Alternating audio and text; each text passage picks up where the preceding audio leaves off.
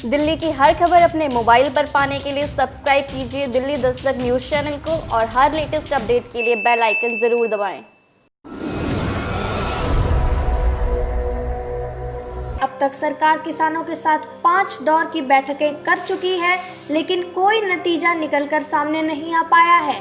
वहीं किसानों का कहना है कि जब तक उनकी मांगें पूरी नहीं की जाएंगी, तब तक वो टस से मस नहीं होने वाले और लगातार दिल्ली बॉर्डर पर ही डटे रहेंगे। उनका दो टूक कहना है कि अगर नए किसान कानून को वापस नहीं लिया गया तो 8 दिसंबर को भारत बंद का फैसला भी जारी रहेगा। मैं इस लहर में किसान आंदोलन में काफ़ी दिन से जुटा हूँ। जैसे सारे किसान हम 3 महीने से जुटे हैं, लेकिन इस सरकार पर कोई असर नहीं पड़ा। जैसे वो बोलता है पियो चाह, ये सरकार पड़ेगी राह, नहीं तो हम छोड़ देंगे गाह, तो दिल्ली में पाएंगे गाह। तो लेकिन ये मोदी को, ये सरकार को ये समझ लेना चाहिए कि अगर ये बात ना मानी तो इसका रिजल्ट बहुत बुरा होगा, बहुत ज़्यादा बुरा होगा, क्योंकि हम रोटी से भी बाजी हो जाएंगे। देखिए जिस तरह तोमर जी कह रहे हैं कि कोई भी कहाँ भी किसी अपनी फसल बेचे, जिसके पास 1 बीघा है, 2 बीघा है, 1 किला है, वो क्या अपना ट्रैक्टर कराएगा, क्या ट्रैक्टर चलवाएगा किसी से बोलकर? उसका तो उसमें भी खर्च हो जाएगा। इसलिए ये कानून बहुत गलत है। हम MSP पे बहुत खिलाफ हैं, इसको रद्द होना चाहिए।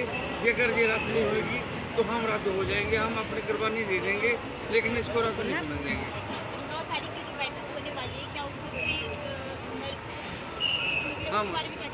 हाँ जी, जो 9 तारीख को बैठक होने वाली है, वो हमारे जितने भी संगठन है किसानों का जो मदद देंगे उस पर हम अमल करेंगे। लेकिन वो मदद यही होगा, सरकार को हाँ या ना में जवाब लेना होगा, ना कि उसके बारे में जैसे मोदी बोलता है कि हमारा जो हम सभी रियायत देते हैं, लेकिन हमें डब्बा छोड़ दो। लेकिन डब्बे में कल को पता नहीं मोदी क्या डाल देगा, उस डब्बे में MSP दोबारा भी डाल सकता है। वो ऐसा नहीं होने देंगे। हम वो मोदी से वो डब्बा उठाएंगे और लोगों को रास्ता दबाएंगे। ठीक है। हाँ जी, आप बताइए।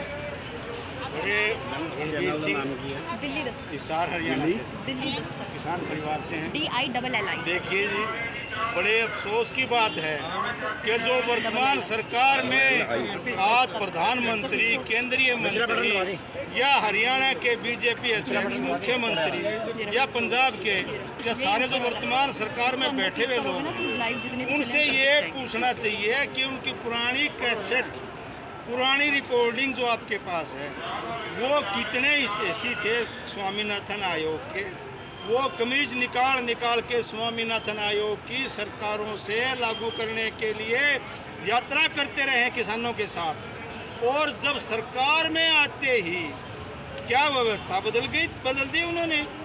क्या किसान मजबूत हो गया है?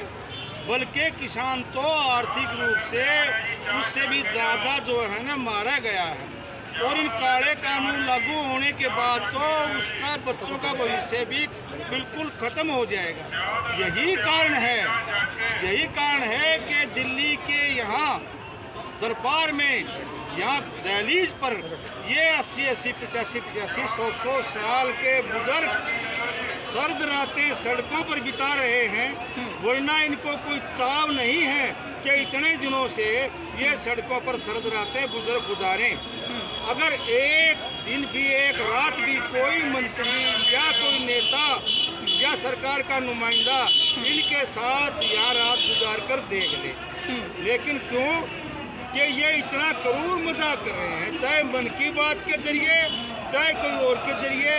इनको जाने के लिए छोटे छोटे चुनाव में हैदराबाद तक जाने के लिए समय है पूरी आला कमान को, लेकिन किसानों की बात सुनने के लिए जो इनकी दहलीज पर बैठे हैं उनके लिए समय नहीं है। आज किसान जब उसका गला यहाँ तक कर्ज से और दूसरे जो व्यवस्था है इससे बिल्कुल रातों के सांपों के सर गाकर सर्द रातों में पूरी मेहनत करने के बावजूद उसका पेट नहीं भर रहा है, तब यहाँ आने को मजबूर हुआ है। और पहले आप देखते थे, जिससे अच्छा तो पहले ये था कि एक दिन के आह्वान पर भी, हड़ताल के आह्वान पर भी, बंद के आह्वान पर भी सरकार सोचने को मजबूर हो जाती थी कि व्यवस्था को उसके लिए कुछ ना कुछ करती थी। लेकिन अब ये हो गया है जानबूझकर देश की आर्थिक स्थिति को, सामाजिक ढांचे को तोड़ने के लिए, इस चरमराने के लिए, इसको तहस नहस करने के लिए फूट डालो और राज करो की नीति अपना रहे हैं और जानबूझकर उस समय का इंतजार कर रहे हैं कि किसी तरह षड्यंत्र के तहत इन आंदोलन को हिंसक बनाया जाए, इसमें फूट डाली जाए, विघटन के बीज बोए जाएं।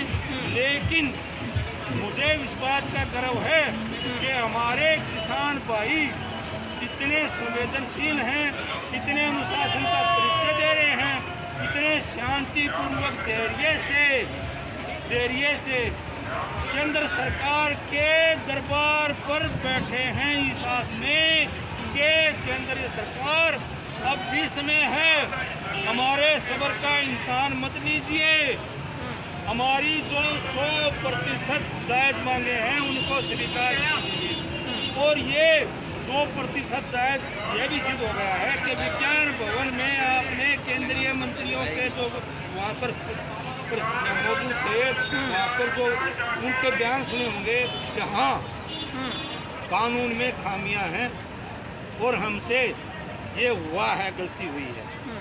फिर भी सारी बातें जानबूझकर आपने ये भी पता है आपको कि जब मीटिंग में आने से पहले केंद्रीय मंत्री प्रधानमंत्री जी से मिलकर आए थे, सलाह मशवरा कर आए थे, लिखित में सभी किसान यूनियनों ने अपनी जो मांगे हैं वो दे दी हैं, उनको मान लिया है कि वास्तव में गलतियां हैं।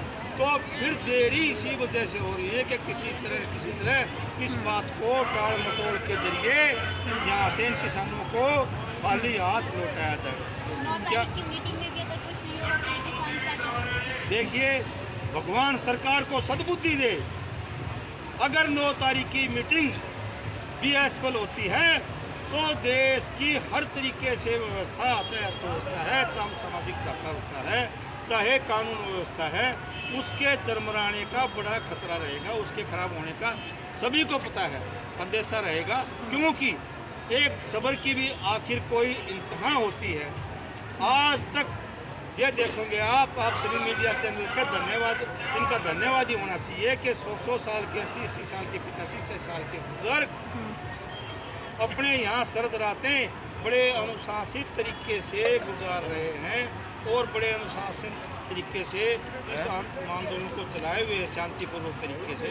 तो सरकार को भी जो गंगा की सौगंध खाते हैं, जो भगवान की सौगंध खाते हैं, जो राम दरबार में माथा टेकते हैं, अरे ये भी तो एक भगवान का रूप है किसान, जो रातों को अपना जो सन नींद खराब करके और आपको ये अन्न देता है और बेचारा अपनी मजदूरी ही मांग रहा है, कोई राज नहीं मांग रहा, कोई जो है ना और कोई धन लूटना नहीं चाहता, अपनी मेहनत की मजदूरी के लिए यहाँ आपके दरबार में बैठा है।